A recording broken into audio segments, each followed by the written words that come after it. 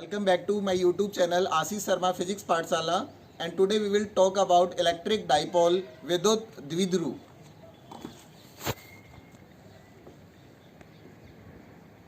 Vidyut Dvidhruv electric dipole. देखिए, इससे पिछले लेक्चर्स में हमने बात की थी आवेशों के निकाय की। आवेशों के निकाय से आशय होता है दो अथवा दो से अधिक आवेशों का समूह। इसी प्रकार जो आपका विद्युत द्विध्रुव होता है, देखिए द्विध्रुव डाईपोल, डाई मीन्स टू और पोल मतलब इसकी पोलैरिटी ध्रुवता, अर्थात विद्युत द्विध्रुव कितने आवेशों से मिलकर बना होता है? दो आवेशों से।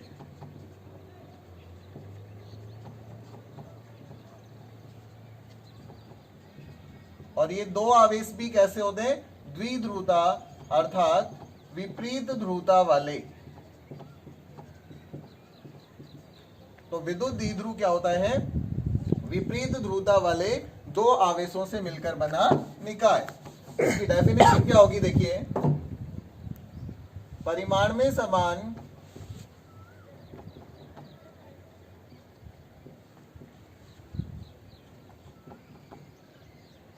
किंतु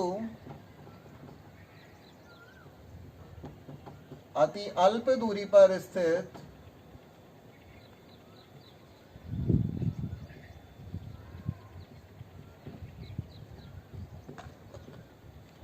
दो विपरीत आवेशों के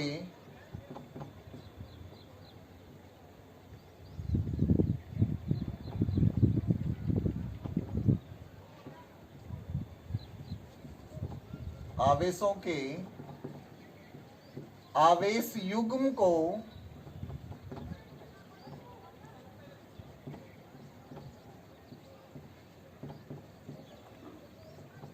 विद्युत द्विध्रुव कहते हैं।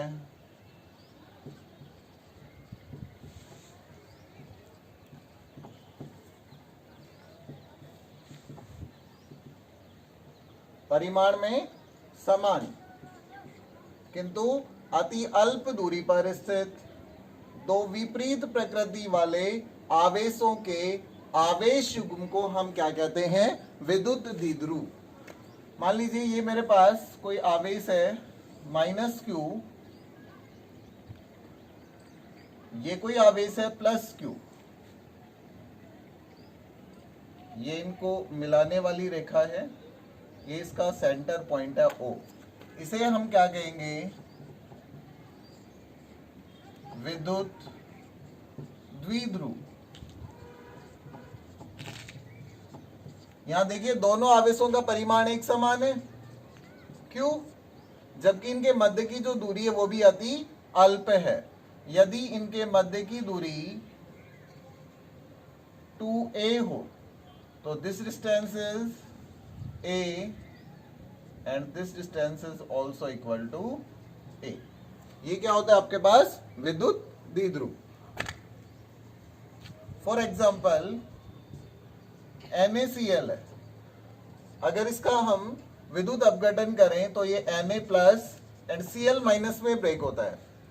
यहाँ पे +1 चार्ज है, यहाँ पे -1 चार्ज है, तो ये परिमाण में समान किंतु विपरीत प्रकृति के आवेश हैं और इसे ही हम क्या कहते हैं? विद्युत द्विध्रुव।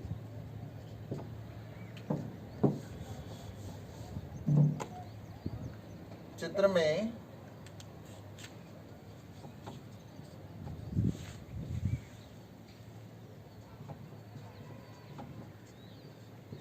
परिमाण में समान, परिमाण कितना है इनका? Q, एवं विपरीत प्रकृति का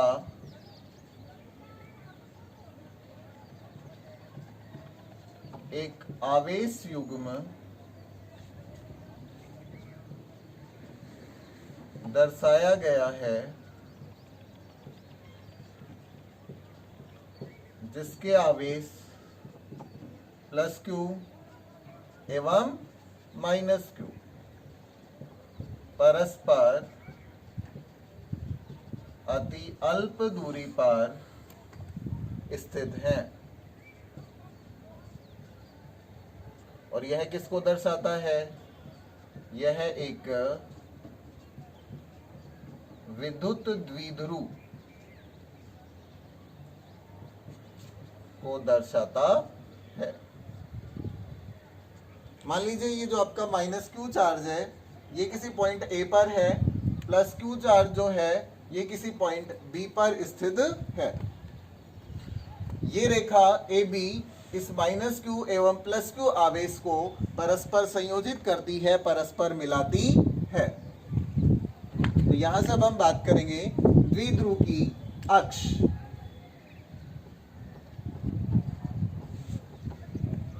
द्विध्रुव की अक्ष, ये द्विध्रुव के दोनों आवेशों को मिलाने वाली रेखा है जो इसके मध्य बिंदु O से गुजरती है। इसे ही हम विद्युत द्विध्रुव की क्या कहते हैं? अक्ष। किसी विद्युत द्विध्रुव के आवेशों को मिलाने वाली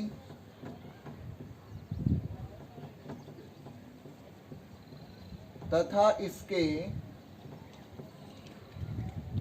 मध्य बिंदु से गुजरने वाली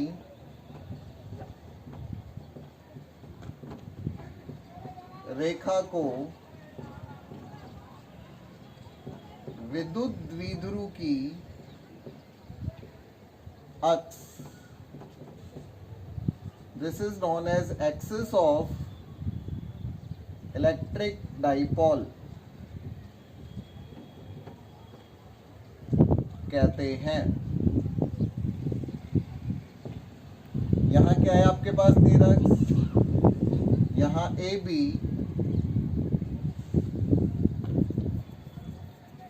विद्युत द्विध्रुव की अक्ष है। अब हम बात करेंगे विद्युत द्विध्रुव की निरक्ष। इसे हम इसकी अनुदैर्घ्य स्थिति भी कहते हैं,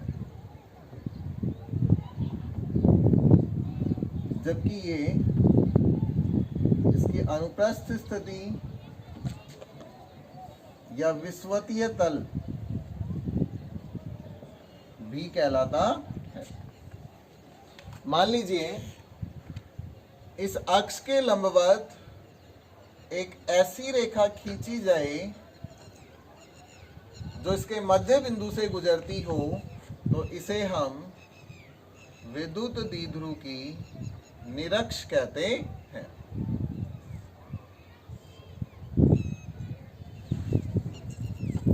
ये हमारे पास अक्ष और ये क्या है? निरक्ष। इसको आप CD से रिप्रेजेंट कर सकते हैं। तो विद्युत द्विध्रुव की निरक्ष क्या हो गई? किसी विद्युत द्विध्रुव की अक्ष के लंबवत वह रेखा जो इसके मध्य बिंदु से गुजरती है उसे हम विद्युत द्विध्रुव की निरक्ष कहते हैं। विद्युत द्विध्रुव की अक्ष के लंबवत रेखा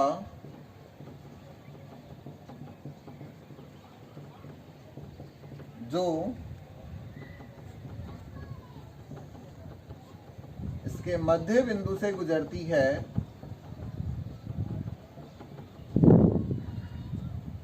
उसे हम क्या कहते हैं? द्विध्रुव की निरक्ष कहते हैं। और डायग्राम में से हमने किससे शो कर रखा है? CD से। इसे CD से दर्शाया गया है। अगर हम इसके मध्य बिंदु की बात करें,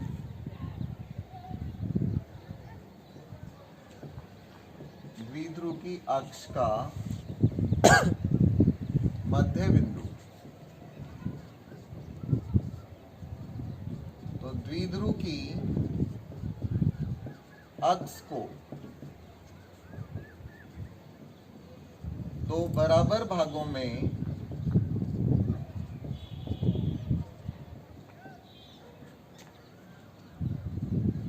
बांटने या विभाजित करने वाला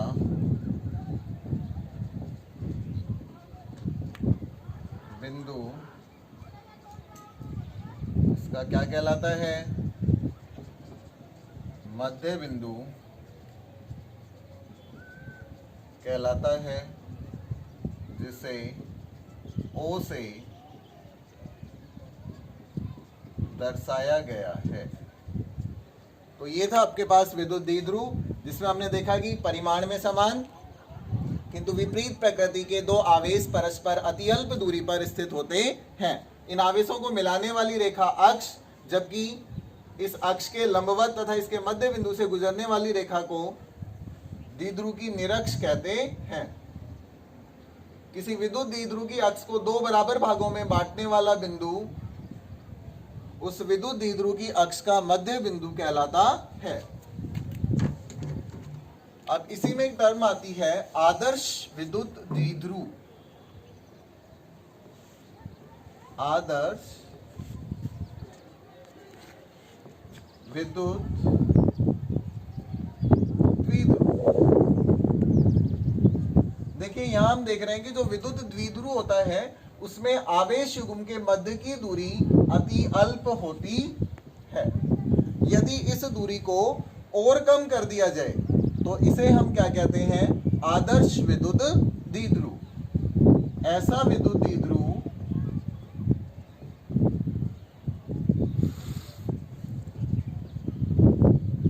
जिसके आवेशों का परिमाण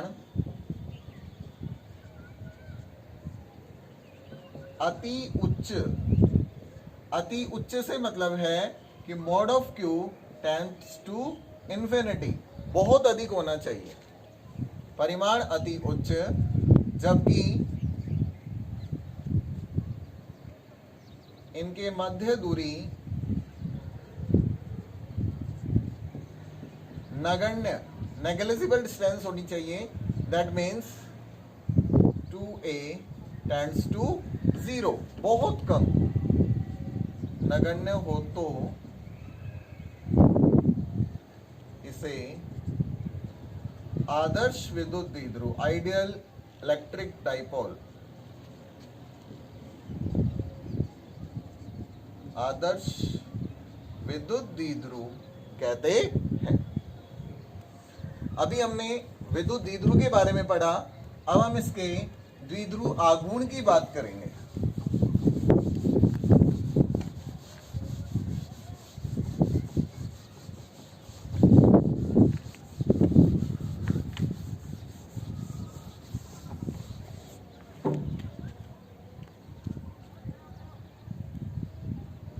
विद्युत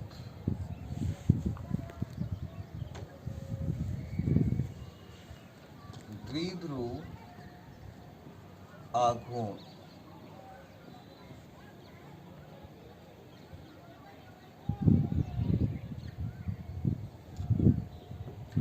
इलेक्ट्रिक डाइपोल मूवमेंट, विद्युत द्विध्रुव आघूर्ण। देखिए जब भी हम कोई फिजिकल क्वांटिटी पढ़ते हैं, भौतिक राशि पढ़ते हैं, तो उसका मैंने आपको फाइनाइट मैनर बताया था कैसे पढ़ते हैं हम। सबसे पहले हम उसकी परिभाषा की बात करते हैं। परिभाषा से हम उसका सूत्र निकालते हैं। सूत्र से उसका मात्रक, मात्रक से उसकी विमा, और विमा के बाद दी गई राशि सदिश है अथवा अदिश, इसका पता लगाते हैं। तो अभी हम विद्युत द्विध्रुव आघूर्ण को भी इन्हीं बिंदुओं के संदर्भ में पढ़ेंगे। देखिए इलेक्ट्रिक डाइपोल अभी आपने देखा, ये कोई आपके पास पॉइंट चार्ज है -q जो पॉइंट A पर रखा है, ये कोई पॉइंट B है जिस पर दूसरा पॉइंट चार्ज +q रखा है। इनके बीच की डिस्टेंस, ये इनका सेंटर पॉइंट O है। मान लीजिए ये जो डिस्टेंस है ये 2a है। Then this distance is a and again this is also equal to a। ये हमारे पास कोई इलेक्ट्रिक डाइपोल है, विद्युत द्विध्रुव है। विद्युत द्विध्रुव आघूर्ण क्या होता है? देखिए किसी विद्युत द्विध्रुव के एक आवेश के परिमाण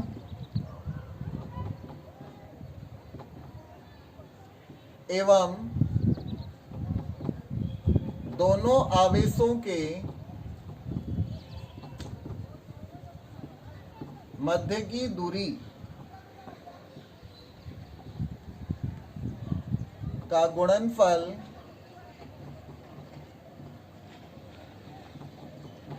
विद्युत द्विध्रुव आघूर्ण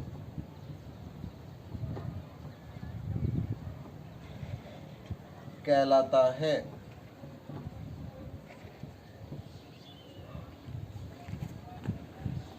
अर्थात द्विध्रुव आघूर्ण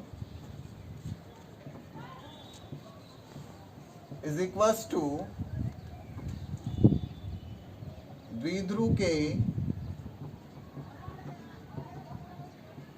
एक आवेश का परिमाण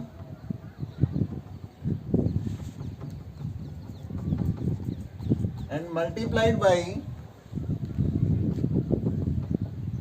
दोनों आवेशों के मध्य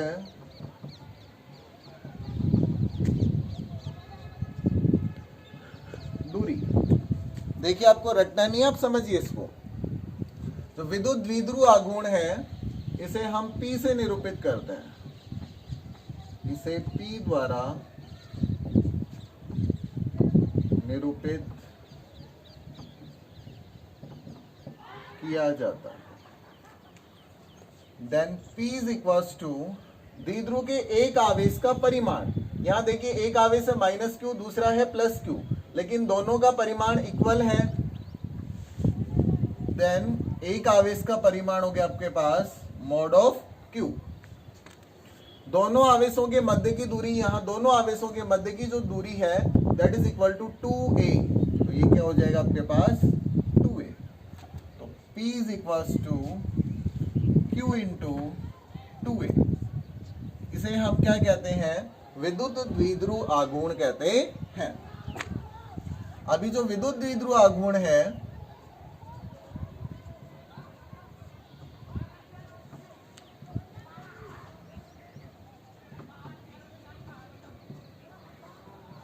एक सदिश राशि है।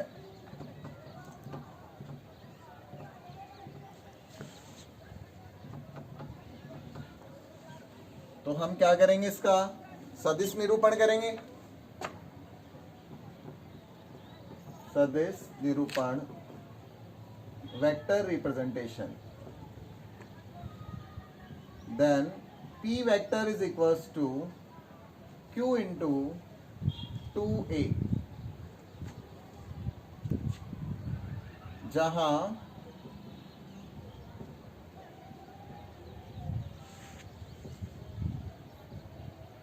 विद्युत द्विध्रुव आघूर्ण की दिशा विस्थापन सदिश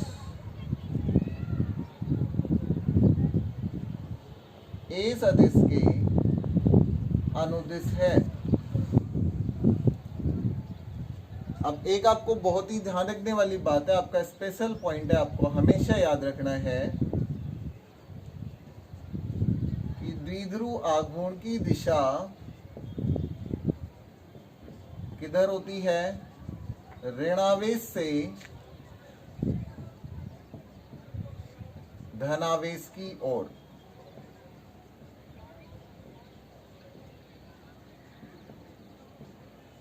ये आपको बहुत याद रखना है कि द्विध्रुव आघूर्ण की दिशा किधर होती है? ऋणावेश से धनावेश की ओर।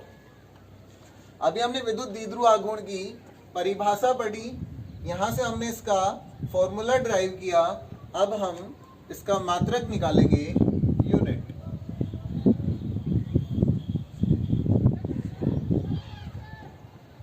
देखिए मैंने आपको बताया था, रटना नहीं है, P is equal to Q into 2A। Q क्या है यहाँ पे? आवेश।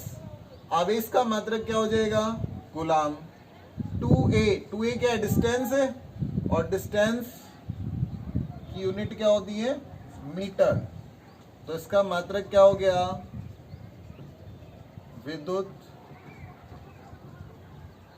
द्विध्रुव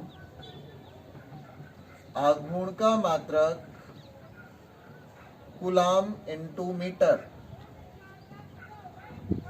कूलाम इंटू मीटर होता है।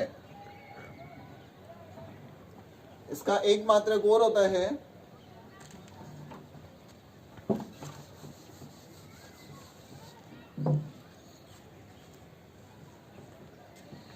विद्युत द्विध्रुव आघूर्ण का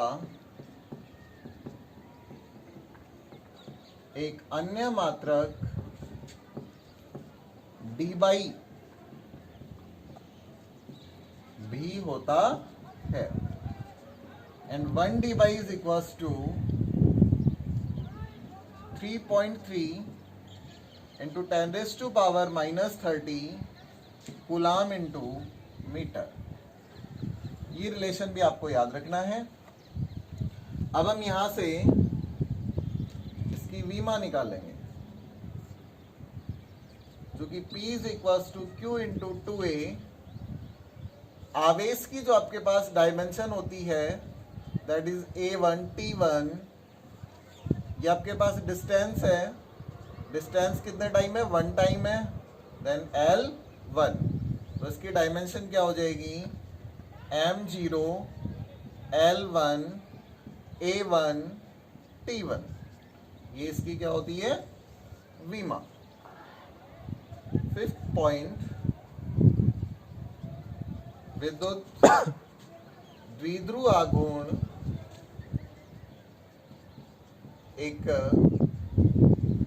सदिश राशि है, अभी बताया था आपको, जिसकी दिशा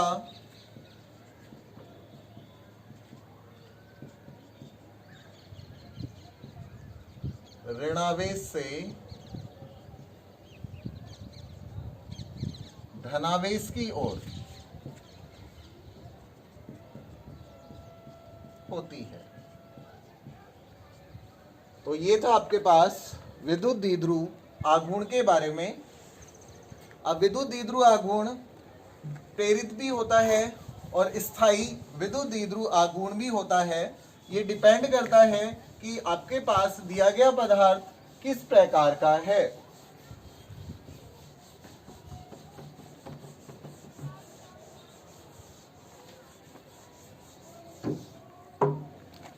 पदार्थों को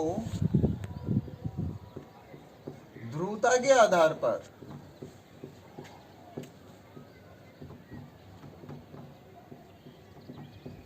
दो भागों में बांटा गया है, ध्रुवीय परावैद्युत पदार्थ या ध्रुवीय पदार्थ, अध्रुवीय पदार्थ। ध्रुवीय पदार्थ ऐसे पदार्थ होते हैं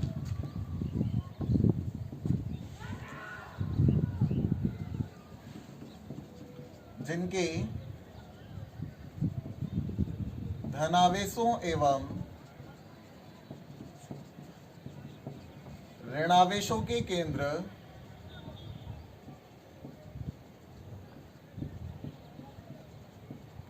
परस्पर संपाती न होकर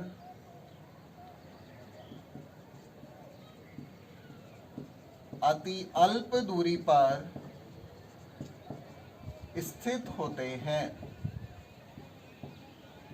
उन्हें हम क्या कहते हैं? ध्रुवीय पदार्थ कहते हैं। फॉर एग्जाम्पल HCl है, NaCl है, H2O है, ये सब आपके पास ध्रुवीय पदार्थ होते हैं। इन पदार्थों पर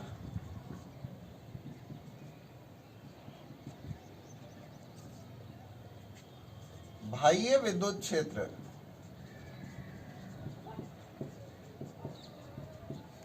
आरोपित करने पर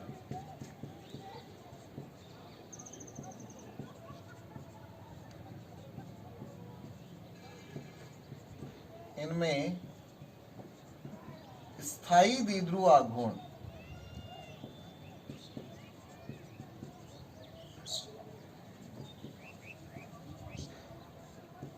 उत्पन्न हो जाता है।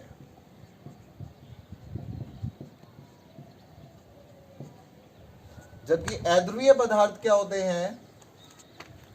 ऐसे पदार्थ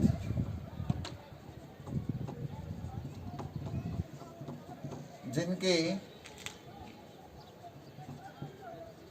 धनावेशों एवं ऋणावेशों के केंद्र परस्पर संपाती होते हैं।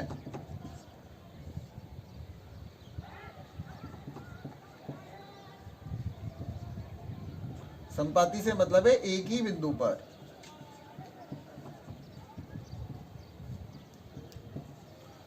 इन्हें हम क्या कहते हैं? अध्रुवीय पदार्थ।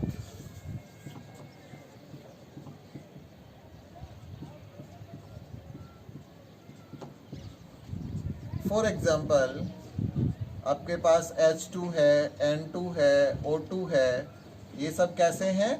अध्रुवीय पदार्थ। जब हम इन पर बाह्य विद्युत क्षेत्र लगाते हैं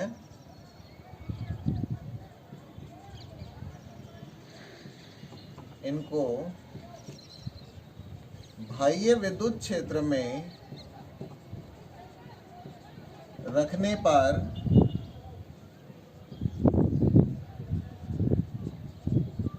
इनके धनावेश का केंद्र विद्युत क्षेत्र की दिशा में, जबकि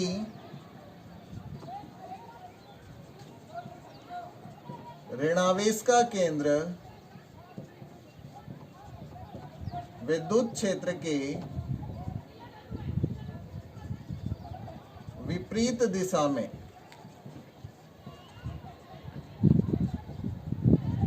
विस्थापित हो जाता। धनावेश पर जो बल लगेगा वो विद्युत क्षेत्र की दिशा में लगेगा, जबकि ऋणावेश पर जो बल लगेगा वो विद्युत क्षेत्र के विपरीत दिशा में विस्थापित हो जाता है, जिससे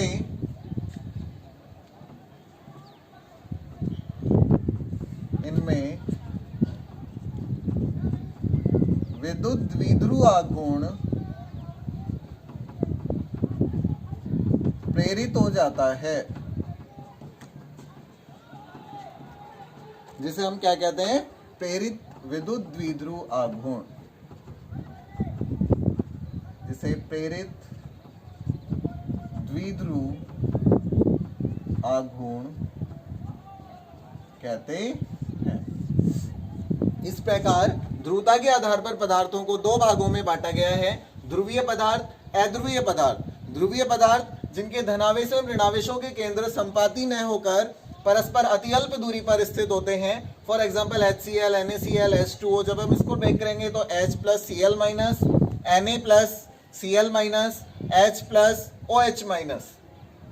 इन पदार्थों पर बाह्य विद्युत क्षेत्र आरोपित करने पर इनमें स्थायी द्विध्रुव आघूर्ण उत्पन्न हो जाता है। जबकि अध्रुवीय पदार्थ ऐसे पदार्थ होते हैं जिनमें धनावेश और ऋणावेशों के केंद्र परस्पर संपाती होते हैं, अर्थात एक ही बिंदु पर होते हैं, जिनके कारण इनमें द्विध्रुव आघूर्ण नहीं पाया जाता है। किंतु जैसे इनको बाह्य विद्युत क्षेत्र में रखा जाता है तो इनके धनावेश का केंद्र विद्युत क्षेत्र की दिशा में, जबकि ऋणावेश का केंद्र विद्युत क्षेत्र के विपरीत दिशा में विस्थापित हो जाता है, जिससे इनमें विद्युत द्विध्रुव आघूर्ण प्रेरित हो जाता है, जिसे हम प्रेरित विद्युत द्विध्रुव आघूर्ण कहते हैं। For example N2O2